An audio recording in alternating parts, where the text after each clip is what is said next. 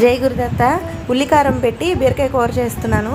ఇందుకోసం మిక్సీ జార్లోకి ఉల్లిపాయలు, పచ్చిమిరపకాయలు, సరిపడినంత ఉప్పు, దంపి పెట్టుకున్న కూరకారం, కొద్దిగా కరివేపాకు వేసి కొంచెం ముక్కా చెక్కగా మిక్సీ చేసుకోవాలి. ఇప్పుడు మూకుట్లో కొద్దిగా నూనె వేసి, చిన్న ఉల్లిపాయలు అయితే ఈ కూరకు బాగుంటుంది, లేకపోతే ఉల్లిపాయ ముక్కలైనా వేసుకోవచ్చు. ఇలా వేయించుకుంటే సన్నటి సెగ మీద అవి వేగుతాయి. ఇప్పుడు మనం మిక్సీ చేసుకున్న ఉల్లికారం కూడా వేసేసి ఇలా వేయించుకుని మూత పెట్టేస్తే ఉల్లిపాయ రంగు మారుతుంది, అంటే సగం వేగుతుంది అన్నమాట.